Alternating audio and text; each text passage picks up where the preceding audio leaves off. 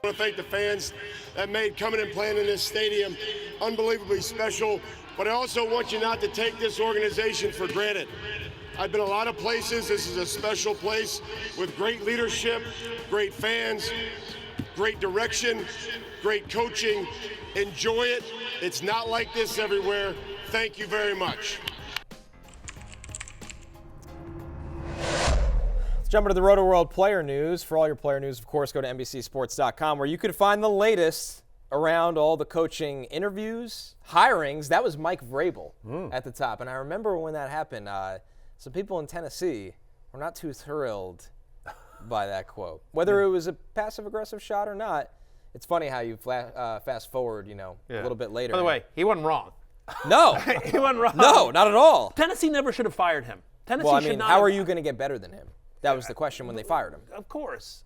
Like, I mean, he won Coach of the Year in 2021. He had a winning record in his 6 seasons as the Titans. He had 3 playoff appearances in 6 seasons as well with Ryan Tannehill, who at his best, at Ryan Tannehill's best, was like a B- quarterback. With Arthur Smith. With Arthur Smith, he had Derrick Henry. I mean, like they never had a great offensive line.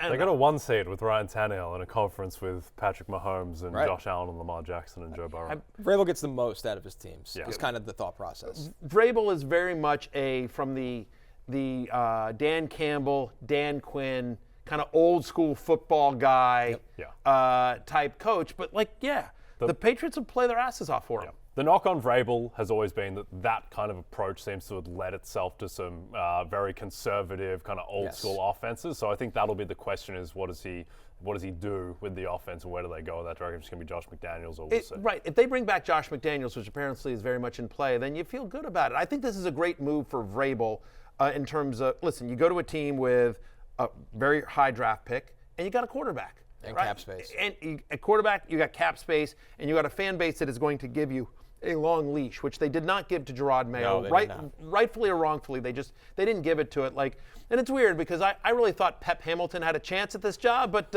Vrabes is the one who comes away with it. He's going to give a lot of money to Zach Bourne. Yeah. Well spent. Hey, it's Matthew Berry from NBCSports.com and RotoWorld.com, and I want to thank you so much for watching whatever it is you just watched, or if nothing else, being too lazy to click out of the autoplay after this video started, after whatever it is you actually wanted to watch finished. But now that you're here, I'd like to take a moment here to ask you respectfully now, okay? I'm asking you respectfully to subscribe to the NFL on NBC YouTube channel. You'll get the latest Roto-World fantasy news headlines, all sorts of great shows, including my own Fantasy Football Happy Hour. So go subscribe now. Again, I'm asking respectfully.